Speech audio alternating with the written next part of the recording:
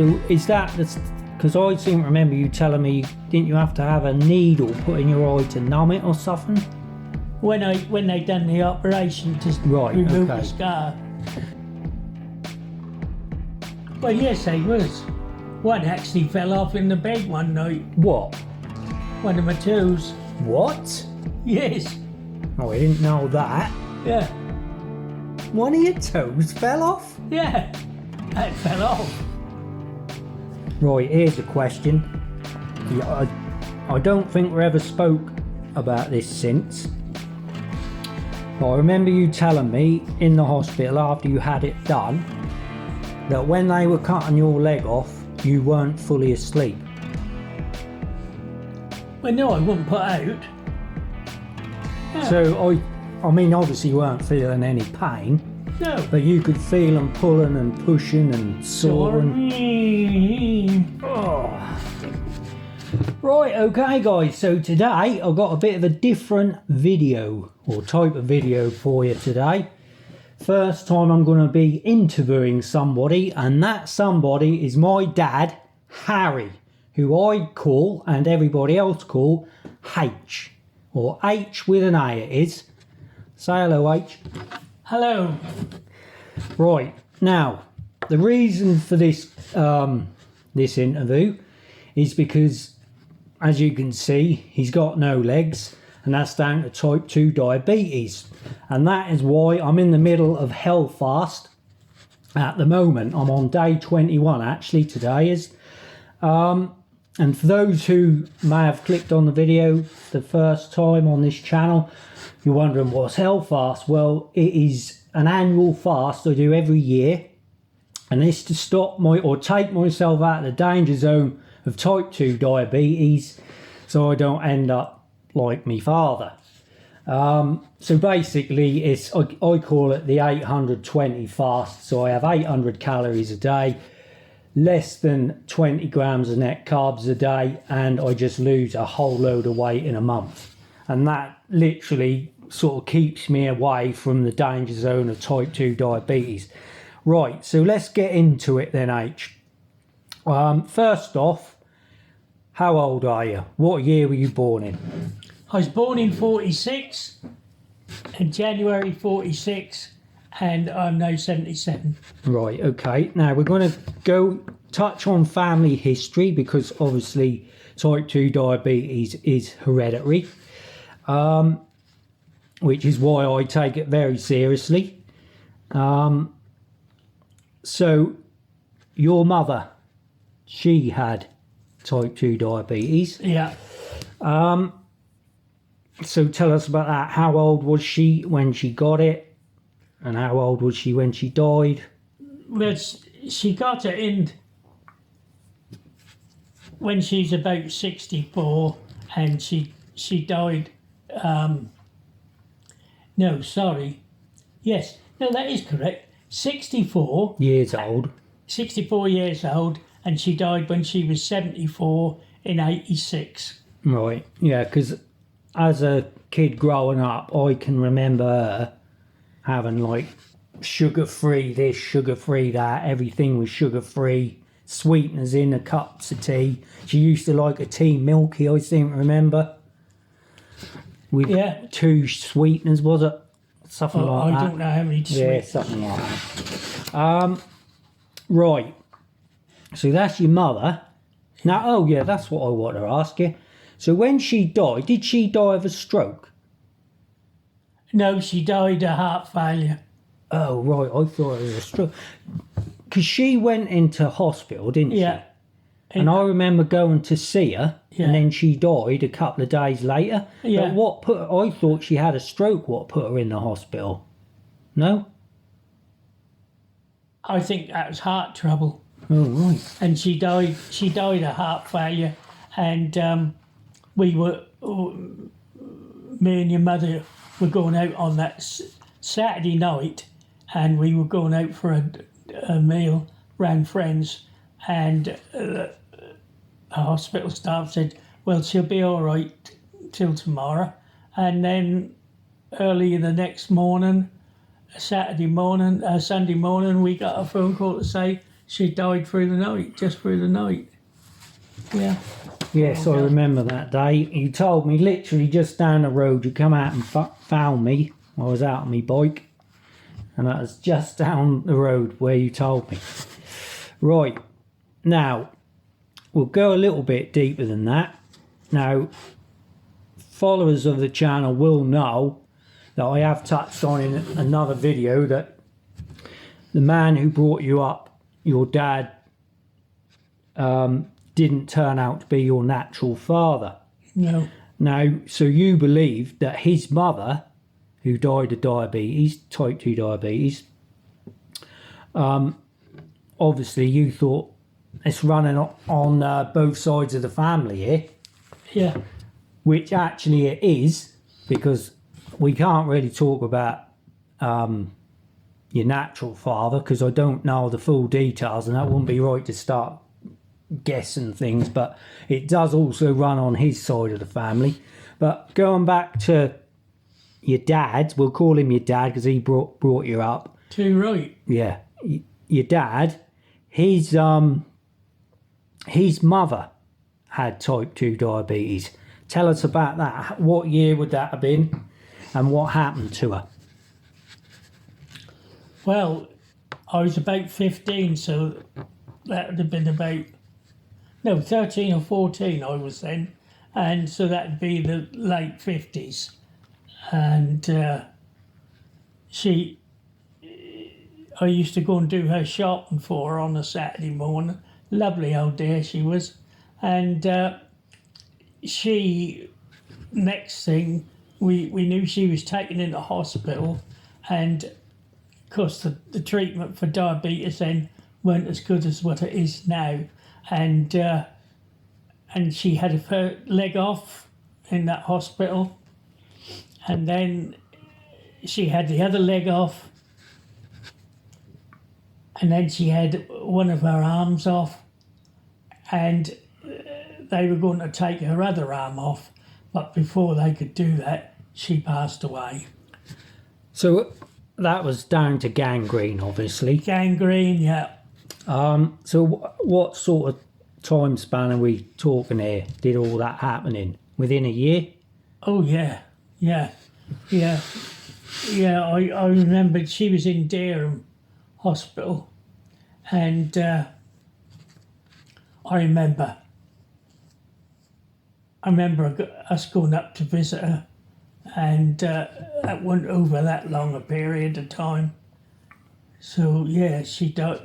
Must have been within a year. Right. Now the reason I wanted to just touch on that, I know it's not hereditary because it turned out she wasn't your natural grandmother, No. but because I didn't know much about, even though my grandmother had it, all I knew about it was you can't have sugar. You don't really know what diabetes can do to you. Oh, no. No, until you got it, I didn't really know. So that's why I just wanted to touch on that, because it can be absolutely, as we're going to find out. So let's now move on to what is your story? So we'll start off when you first started to get symptoms where you perhaps didn't realise it was diabetes until you went to the doctor and got diagnosed. But before, leading up to that, looking back, what were the symptoms you were getting that led up to your diagnosis?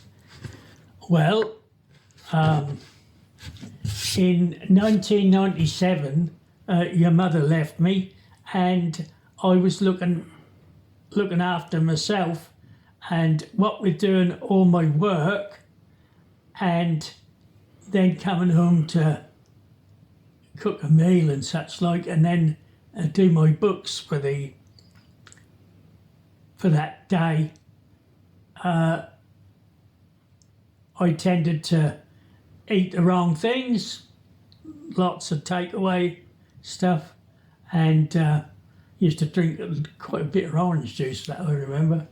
And eventually I had arthritis. I had arthritis badly, but I went to the doctor with that, and he said we better have a test, because when I used to go to the pub on on a Saturday evening with friends, and I noticed that when I got the first round of drinks in, I was drinking my first pint so quickly that that I got myself another one before they got the round in. That's unlike you. Well, yes, that was. You've never been a drinker. But I was always dry, always. Which always is a wanted to classic drink. symptom. Oh, classic symptoms, definitely. So anyway, I went to the doctors, and What year was that? that was in 2002. He went there because I was going to work, and my eyes were going funny. They weren't right. I couldn't face any sunlight, and they said then that in 2022 that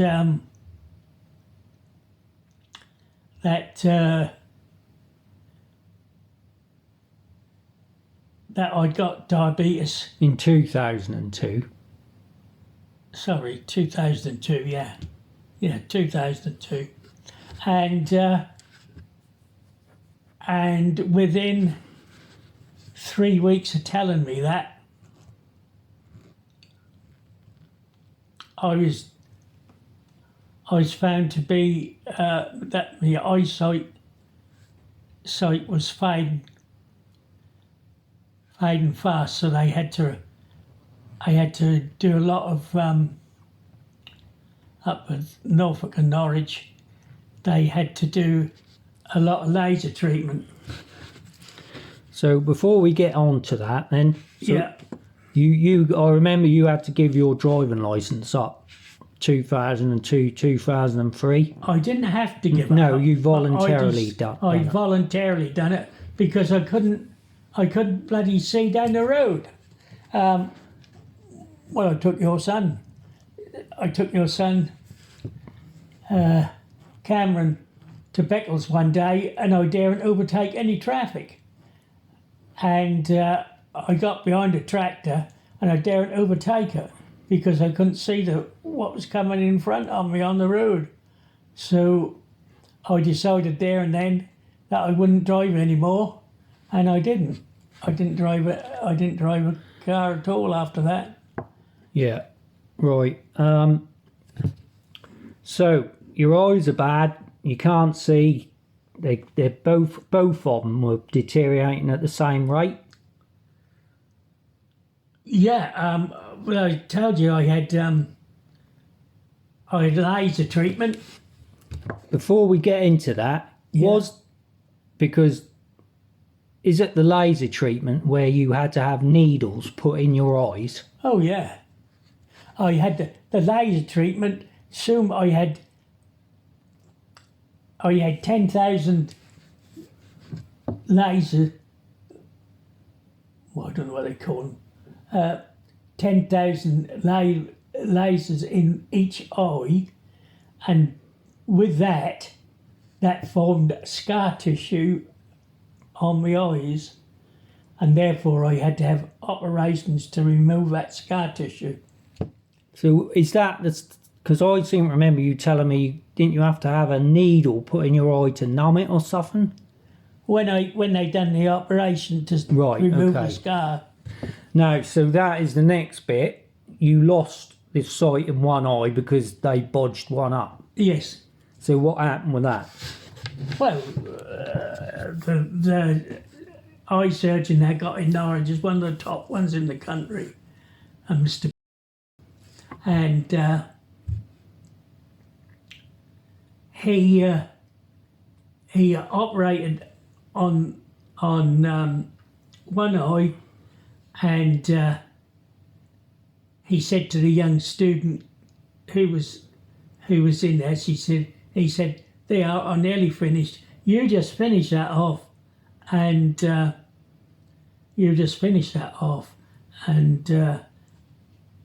and that's a good job done." and she did finish it off. She detached the retina, and I couldn't see anymore. But everybody's got to learn. Everybody's got to learn. I seem to remember he did ask your permission What? if it was okay to leave the student to carry on. I'm sure you told me that. Oh, I might have done. But anyway. It was all done by the book. They didn't. When I say botched, I don't mean it was botched. It was just that they asked you, do you mind if we allow, like you say, they got to start somewhere. Well, yes, everybody got to And learn. I'm sure you definitely told me they asked you, is it okay if we let the student Yeah. finish the procedure, and you agreed, and then that happened, which was unfortunate, but I know you've never been bitter about it or anything. You never blamed whoever it was. Well, no. It's just one of them things. But it's massively affected your life because you now lost one eye completely, Yeah. and you got very poor vision in the other eye, which you still have got vision in that eye. Yeah. So how bad has it deteriorated from that point? Because we're talking 20 years ago now. That's got to be nearly 20. What year would that have been? About 2004, 5, something like that? Yeah. So we're coming up to 20 years with that. Has that eye got any worse? Which one? Your good eye. Oh, yes, of course, yeah. So Yeah. on a percentage scale, when your eyes were perfect, where is it now compared to what it was? Perfect 100%. Where is it now? 20%. Right, okay, so there we go. So that straight away, that's me thinking I don't want to end up like this. This is why I put myself through hell every 1 month a year, because I do not want to end up like this.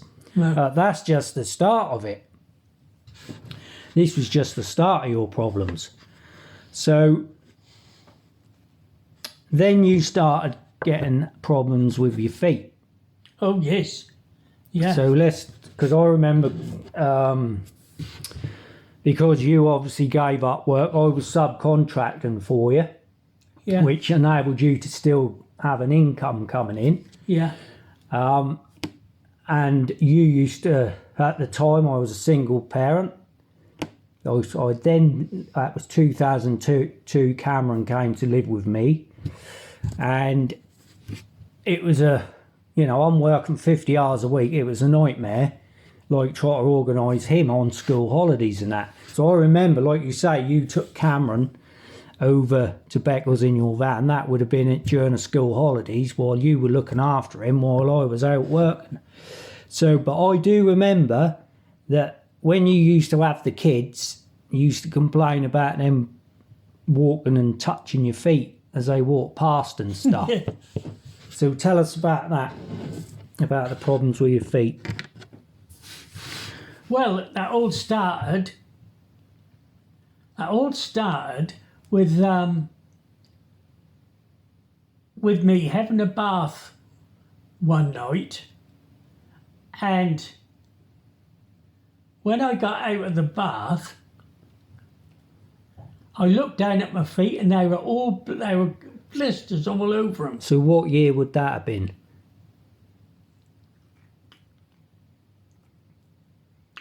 Oh, like 2000 and... When was your wedding? 2005? Well, that had been about 2004. Oh, right. Yeah. Oh, right, okay. Right, carry on. So you noticed that your feet are black. Yeah. No, they were blistered. Oh, blistered. Yes. And then I had to go and have them dressed at the medical centre. And they never healed properly. Because you're not getting any circulation. Because down I hadn't got no circulation down below. And so that I had about 4 or 5 toes being dressed twice a week, say. And So how could you have baths and that? oh yeah, that was funny. Yeah, we had baths. I had special boots that they gave me to bath in, so my feet didn't get wet.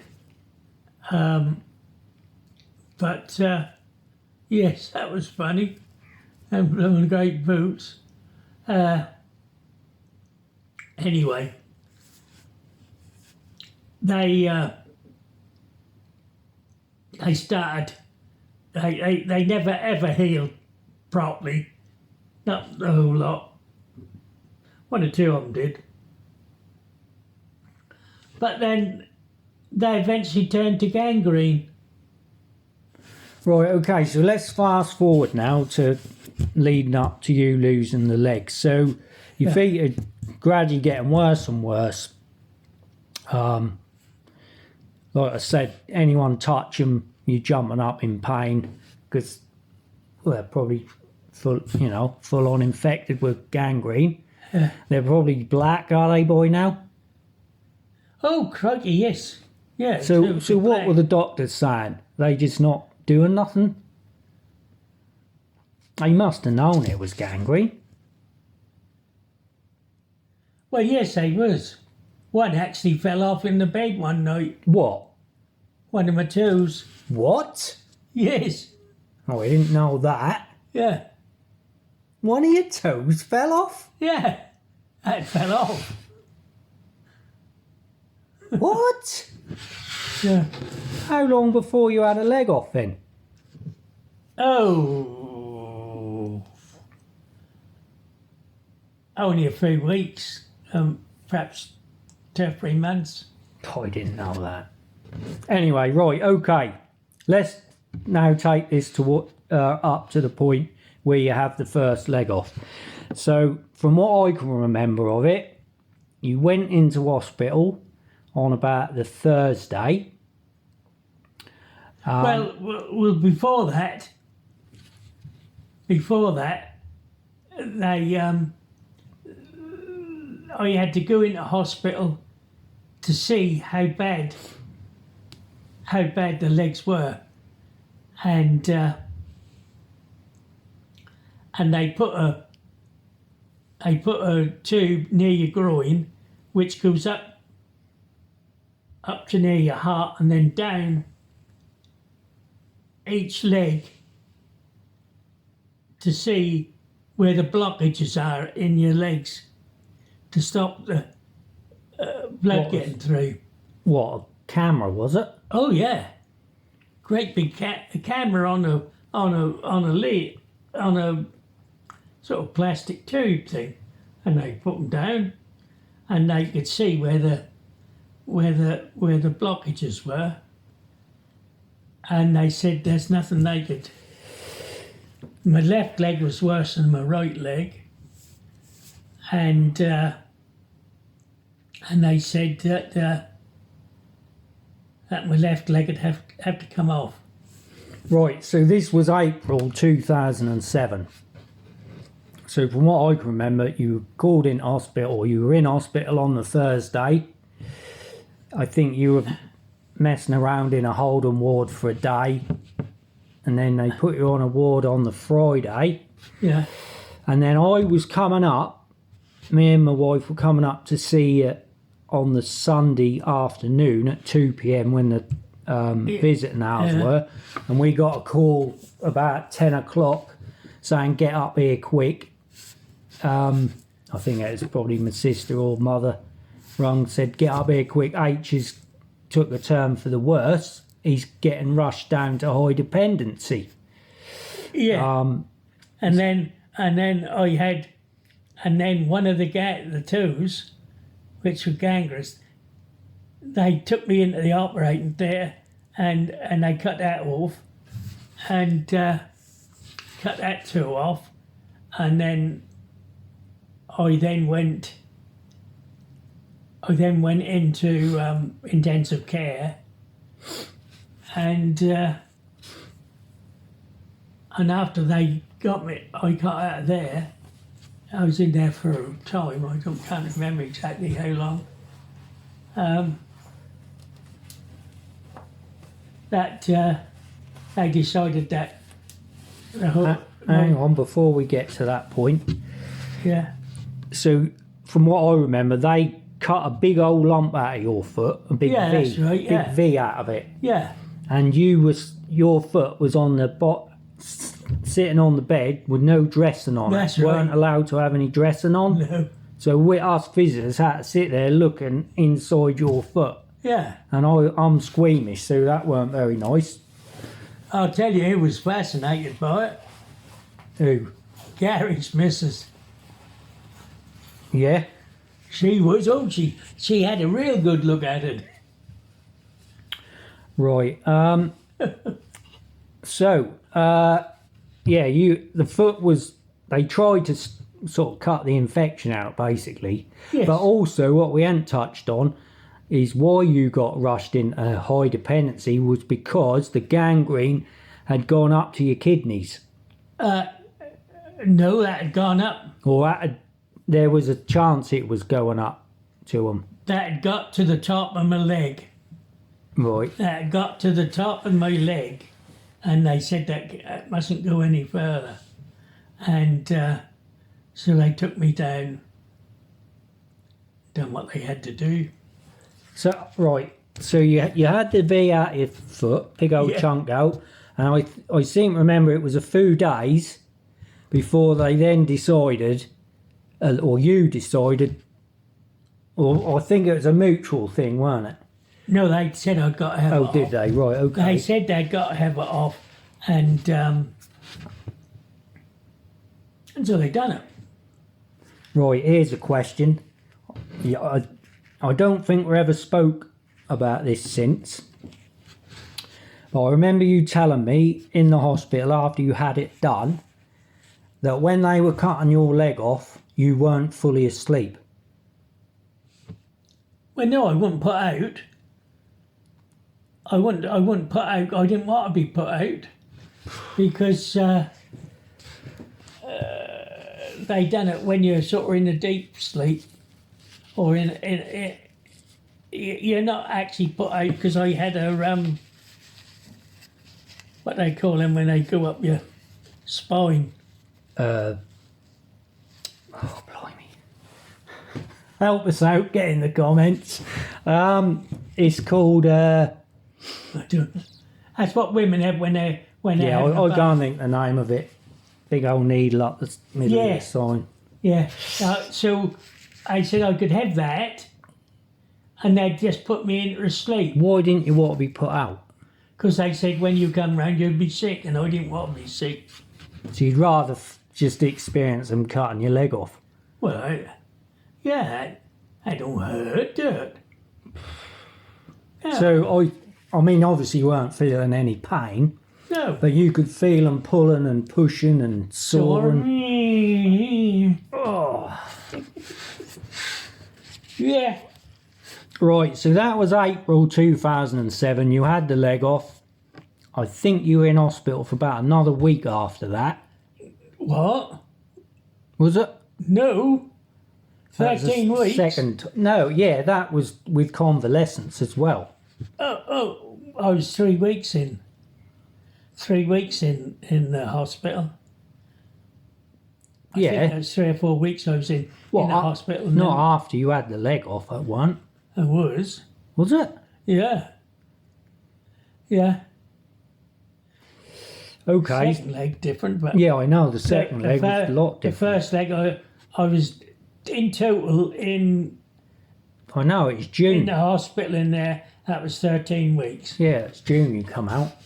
Yeah, Because you had the leg off. but I went through a hell of a lot in there.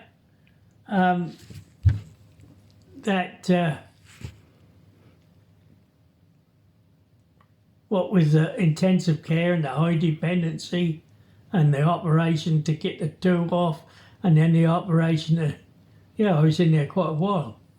And and they found me a place. I forget the name of the place now, in Norwich. Yeah, I know. You were in there quite a while. Oh yeah, I was in there. It's sort of like 9 weeks. Which was a dedicated amputee place, wasn't it? Yeah, that's where they send all the amputees. And you obviously got a bit of physiotherapy teaching you how to adjust to having no leg missing. We were in the gym every morning at 9 o'clock. And you met some mates there? Oh yeah, definitely. Yeah.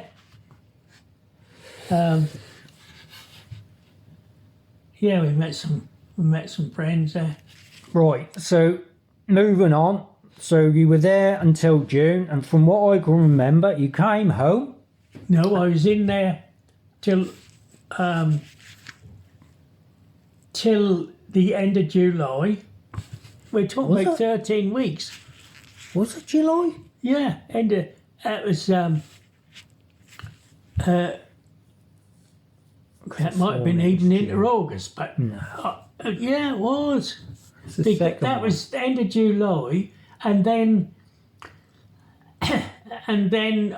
I had to go for a check up at Norris to see my surgeon to see if everything went all right and how was I feeling. I don't think. I'm sure you came home in the June age because. I didn't have my operation till May. Well, anyway, that doesn't matter. So, in the meantime, you sold your house. Yes. My sister and her partner sold their bungalow. Yeah. And they bought this place. We put this annex on it. Yeah. Yeah, it was put on. That weren't here before, was it? No. So we put the annex on. So you got your own little setup. You got your room, a little lounge area, and a disabled bathroom. Yes. Which is where you've been ever since. Now, you came home on the Saturday, and you were back in the hospital on the following Friday with the other leg. I came home from the hospital on the Saturday, and the following Friday, I had to go and visit my surgeon, and she said, and I said to her, I said, I've been through quite a bit on the in the hospital with that first leg. I said, now can you tell me please, will I eventually have to have the second leg off? Yes, I'm afraid you will, she said. So I said, well, I don't want to go through all that pain and agony for the first time. I said, can you cut it off now? And she said, well, not right now, she said, but I shall be going on holiday after next Friday. I shall be on holiday. So I said, well, can you fit me in? And she managed to talk to one of her fellow surgeons, and they gave her one of their spots for surgery for the following Friday, and I went in and had it done then. And by doing that, I was in the hospital for a week, and I got over that quite well. But, in the meantime, I found it difficult to go to the toilet and things like that. I had to learn a lot of different things. And then that happened, that I had to go back up to the rehabilitation centre, and I was only in there 3 weeks. And in that time I had learned to walk with a walking frame, so that I could come home. What, with false legs? No, not with false legs. Well, how can you walk with no legs? Oh, they made some things up. They were false legs, but they weren't the ones I had made for me. And then that was after that, when I was up at the other hospital where they were dealing with all the people who had all the amputees. And the doctor said that I could have some legs, and he got me some made there and then. And I had to go back the following week and pick them up. And then I was walking about on them within a few weeks, but only with the aid of a walking frame. And in fact, you can remember that I went down the pub and... Oh, yeah. You wanted to walk into the pub by Christmas. Yeah, and I did. And the local paper covered it, didn't they? Yes. But anyway, that's by the by. So, as I said, I was in hospital for 3 weeks, 13 weeks in that, and the rehabilitation centre. But with the second one, I was only in 4 weeks. A week in the hospital and 3 weeks in the... Right. rehab. So you're back home, 2007, legs are off. September, the first few days in September, Yeah. I come home. Yeah. And you've had some false legs made, but Made just you after never did that. get on with them. Well, no. I managed to walk about in here with a frame, but I never could manage walking on my own. No. And But don't they say people is at 65, there's a certain percentage, even with one leg, they can't adjust to it. Was that no, right? well, With two legs, it was very 2 legs. unlikely. because the doctor told me that. Doctor told me. I might have got that wrong, but The doctor told me, he said, it takes some getting used to walking with one leg, but you can times that by 100 if you have both of them off. And I did find it, because when you've got false legs, you can't feel the ground. no. You can't feel the ground. So you don't know whether your foot is on the floor or not. It's a very strange feeling. Right, I haven't got this written down here, but I will just mention it because it is real. Still can't get my head round it. You still get pain in your legs, even though they're not phantom there. pains, yeah. How often does that happen? Well, sometimes I can do a few months without getting any, but another time that'll... So, what, you just feel pain, or can you actually feel the leg there? I get them in my foot. So it is like your foot is just hanging in the air. You can feed your feet What, all the time, or only when you got the pain? all the time. Can you? Yes. Wow, I didn't know that. Yeah. You can feel your feet, and when you get the pain, you can tell exactly what part of the foot it is. Well, I suppose there is one bright side to this. What's that? You saved a fortune in socks and shoes the last What? 15 years or whatever it is. Yeah, there is that about it, I suppose. But then that made it awkward. What do I buy you for Christmas? Couldn't buy you socks anymore. Right, there we are. So that's you back home, now adjusting to life, with no legs. Yeah. Now, you're very lucky that you had my sister, your daughter, Well, to look after you. exactly. Because I can tell you now, H, I certainly would have been able to have done it. No way. No. And I don't think most people in that situation would be able to help their parents like my sister has you. That's absolutely correct. So I do want to just sort of thank my sister for what she's done for you. Yes. Because I wouldn't have been able to have done it. So yeah, and she did do it. I mean, she is still living in the house, same house, but Yeah. she's not caring for you as much as she was. No, she isn't.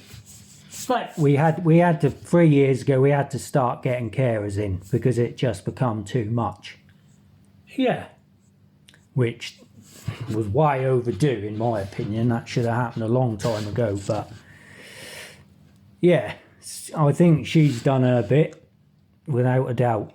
cool. That she have. So, like I say, you were lucky that you have been able to suffer this horrendous thing to happen to you, but you've still been around your family.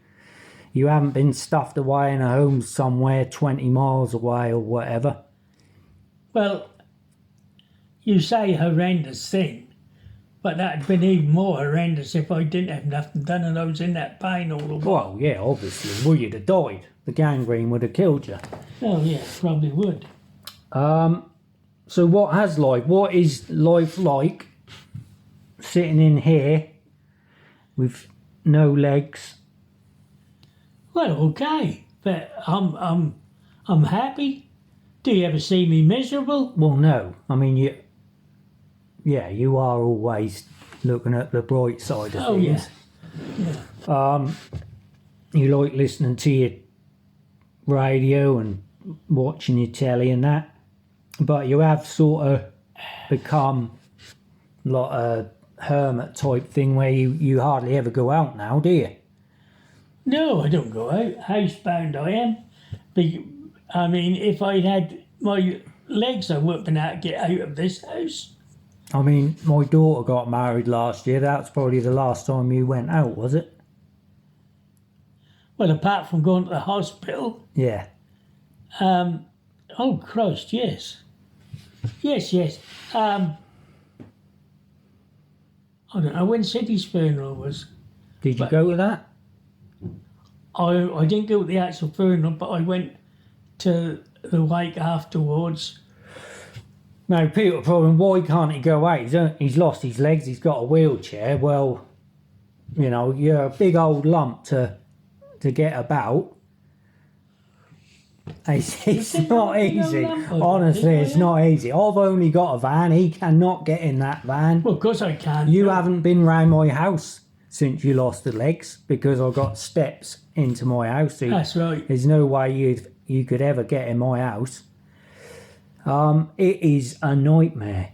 Until you experience it yourself, or him, or someone close to you who's in a wheelchair, it is a nightmare. So, you know, when people do park in disabled bays and they're not disabled, or they sort of con a disabled badge when they don't deserve one, that's really bad. Because when you've got genuine people who do need to park there and get someone like him out of the car with the door wide open, because you have to have the door wide open, a slide board between the car seat and your chair, and then somehow he slides across into the car. My sister's an absolute expert at getting him to do it, but I wouldn't have a clue how to do it. Now, I wouldn't have a clue. So, like I say, you are a fair old lump, because whenever you have to be weighed down the doctors, they take you down the local weighbridge now. Exactly. So, but you don't eat much. You don't eat hardly anything. Oh, no, don't we? Yet you're still holding the weight, and even probably putting weight on. No, I won't say that. Well, you weren't this big when you first had your legs off. You what? You weren't that big when you first bloody had your hell, legs when off. I had my first leg off, because I hadn't been very well, I was down to about 10.5, but I used to weigh about 12. So when you had your legs, you were a shorty anyway. You're only about 5'7", weren't you? No, about 5'6". 5'6". You're about, what, 3.5 foot now? You qualify to be an extra in Charlie and the Chocolate Factory. Right, now. You are, Charlie and the Chocolate. You won't get it. You won't get it. There's lots of short people in that film. Yeah, so... Well, that's another thing. I can't eat the chocolate anyway. Well, you do eat stuff you shouldn't. Like what? Well, you have bloomin' cake and that. Oh, what Christine make me, yeah. I have that, but it's got no sugar in it. Wow, all right. We'll let you off, H. Well, I don't have sugar. You might not now, but you have done. I have done. You'd have ice cream years and ago. things. What? You'd have ice cream and stuff. That's diabetic ice cream. Right. Right. Just one last thing, really, then. Yeah. So since you've been back, you have had a few other health issues, Oh, Christ, yes, I have. especially in the last 3 years. Yeah, So you've had sepsis twice, innit? yeah. Been in hospital with sepsis twice, and then the last time, you got an ear infection, That's right. and you were in hospital. But anyone can have it. It's 8 nothing to weeks. do with diabetes. No, I know, Anyone can get them. but you were in hospital 8 weeks for that, weren't you? 6 That was going to be 8, but they let you out earlier. 6 weeks. You had to be put on IV antibiotics, wasn't it? I was put on antibiotics and I had to have them for 6 weeks. Yeah, because that was so bad. God, that was. I'd had it 16 weeks, but I took me in hospital. Yeah, we won't go into that. No. So, yeah, so that basically wraps up your story or your journey through diabetes. So you can see, guys, it's a big threat to me, diabetes. If I was to carry on eating how I do with these food reviews and just keep doing it and never do anything about it, I'm just going to get bigger and bigger. And as you can see from the day one photo and my weight and all the statistics, if I was to have gone to the doctor, if I weren't diagnosed with type 2 diabetes, I would definitely be diagnosed with pre-diabetes. But at the end of this, them numbers will bring it all the way back where I'll be back into the safe zone again. And that is why I do what I do every year. Can I just say something else? Yep. What I was going to say is, after I'd had my second leg off, I went to see my doctor at Bungay, and he said, "Hello, Harry." He said, "It's nice to see you." He said, "No," he said, I'm going to give you a prescription for these tablets." And I said, "What are they for?" He said, "Well, depression." I said, "Depression? I don't want them." "Don't you?" he said. I said, "No." He said, "Well, I'd be depressed if I had put my legs off." I said, "Well, I'm not. I'm blooming glad after all I've been through." I said, "All the pain and that." So, oh, he said, "Okay then." And that's the truth, is. Well, yeah, they like handing them things out like sweets. So yeah, there we go then. That just about wraps this up, I think. But before I do go, you know, I use fasting because it's now, without a doubt, proven, and some doctors use it. Even if there's been documentaries done on ITV and BBC where they put people into studies and they use fasting along the lines of what I'm doing right now, and study people over a month, 8 weeks, and they can move themselves from diabetic into non-diabetic or pre-diabetic. And so fasting, without a doubt, not only reverses type 2 diabetes, it will certainly prevent it. Now, the doctor I follow and get most of my information from is Dr. Jason Fung. He's a Canadian doctor. I've followed him for absolute years. I've been doing fasting since 2012, and I've followed him most of the time, which is where I get most of my information from. And he's got a sugar bowl theory.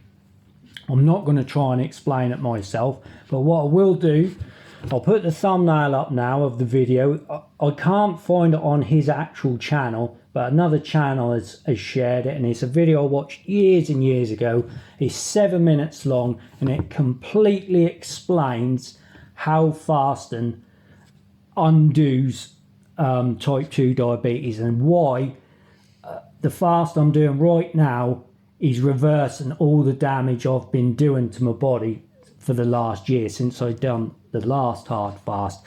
So I'll put a link to that video. It's only 7 minutes long. I encourage everybody to watch it. It will just give you, it will just completely open your mind up and understand what diabetes does to the body, and how you can just reverse that happening. So I'll put the link to that video in this video's description.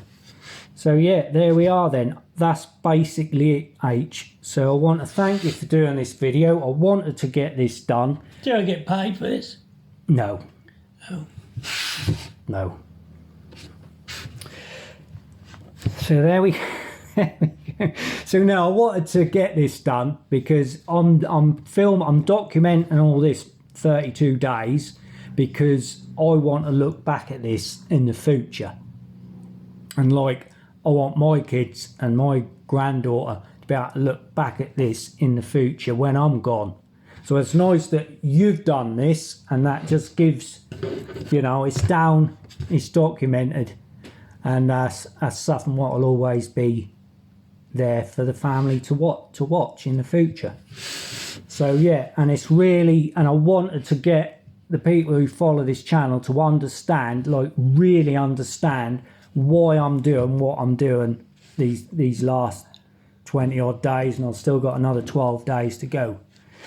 So yeah, so thanks for that, H, and yeah, we'll leave it there. Yeah. So thanks for watching, guys, and I hope you'll join me on day 33, my way out day, and it will also be the day that I break my fast with a pizza review. I can't wait.